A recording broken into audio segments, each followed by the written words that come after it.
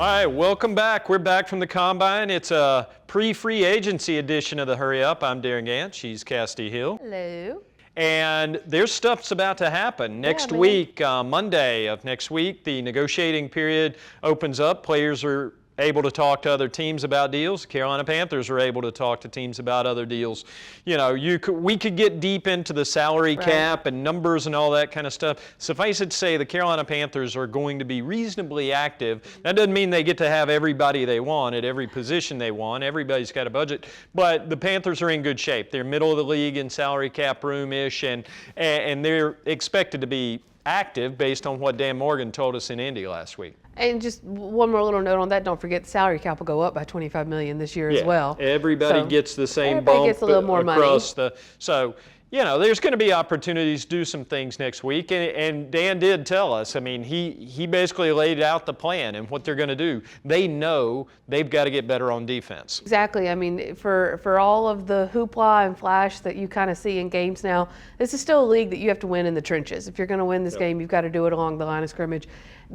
They fixed up the offensive side of that last year, bringing in guys like Robert Hunt, Damian Lewis. Now they're going to do the same thing on defense, which is pretty much exactly what to your point, exactly what Dan said in Indy. And I think it's important to use Rob and Damian as an example as we go through this thing, because when people think about free agency, they hear names that they recognize. And if a guy's played in the league 10 or 12 years, they're like, oh, I know him. He could help. Why don't they go get that guy? A lot of times it's the people you haven't heard as much of because they're younger. You want guys who are 26, 27 years old instead of 32, 33 years old, and that's what Rob and Damian. They were 26, 27, four-year starters in Seattle and Miami, respectively, when they came in here last year. Right, both coming off of their rookie contracts. And you have a little bit of wiggle room to do this right now if you're the Panthers, to go sign some guys on defense to you know, a nice second deal, because you're still a couple of years away from having to rework Bryce Young's deal, you know, Xavier Legette.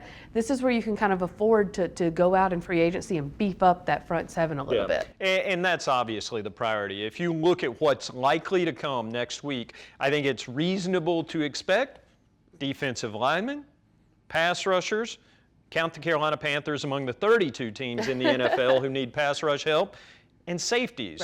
And those are all for very specific reasons, namely safety, because there's exactly one of them on the roster right now, and that's Demani Richardson. So they got to backfill that position. All those guys are free agents, but most of the attention, I think, deservedly so, has to be up front. Exactly, and you also have to keep in mind that if they don't get exactly who you, the fan, think they should. This is a really, really deep class as well in the draft. Of course, we're focusing on free agency right now, but there is that in the back of Dan Morgan's mind, that this is a deep pass rushing class in the draft. So, you know, maybe they go after someone like a higher safety, kind of knowing that in the back of their mind, but also a pretty good free agency class for the front seven as well. Yeah, no doubt. And if you bring a big defensive lineman in here next week, guess what? He gets to stand next to Derek Brown, which is almost as good as me standing next to Kassidy Hill, but that's that's what they need. If you look at the problems the Panthers had on defense last year when they set all the wrong kind of records, they need to be better against the run. And they know that, and that's going to start up front. And that's why I think one of the first priorities is going to be adding somebody to that defensive line. I mean, and we talk about Derek Brown because that's the big one. They're also going to probably have A'Shawn Robinson on the other side of them. All of a sudden, that front defensive line looks a lot different. You know, A'Shawn Robinson played a lot more snaps last year than he ever has in his career. So just getting him back down to, I mean, it was a manageable number this last year because he did it and he did it well, but a number that's more in Robinson's comfort zone could also have a huge difference. Yeah, a number of guys played way more snaps than anybody anticipated them playing. If you look at it last year, over the course of 17 games, 11 different defensive linemen played in at least one game for the Carolina Panthers, 13 different outside linebackers. You know what that sounds a lot like? You're only supposed to have 3 and 2 of those guys on the field at the same time. That sounds a lot like 13 different guards on the offensive line in 2023. And look at how they fixed that. 7 left guards, 8 right guards. That's burned into the back of my mind. All comes back to Robert Hunt and Damian Lewis. Yeah, it really does. And I think those two guys have to be the object lesson for everything to anticipate going into next week. Again, we mentioned safety. That's going to be another concern, you know, because they need numbers. You know, one guy on the roster. So they like some of they like some of what they've seen from Damani Richardson, but they've got to backfill around him. All those guys being free agents are, something they're going to have to address, but that's also something that they were intentional about last year. When Brant Tillis comes in with Dan Morgan, they wanted some flexibility in free agency, so they signed a lot of guys to short-term contracts. It's part of the reason they have 21 total free agents going into this year, because so many of those guys were on 1- and 2-year deals.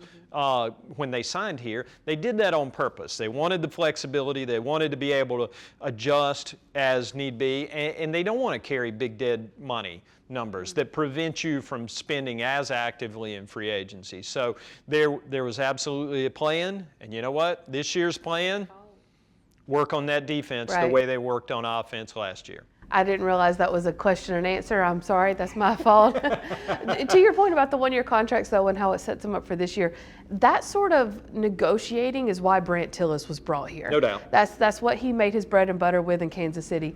We're seeing him he has a plan and he's following it here. It's going to make his second year this next week exciting to watch. And that week's going to be a busy one for Brant Tillis, Dan Morgan, and all the guys upstairs. They'll be busy. We'll be here to document it on Panthers.com. See y'all soon.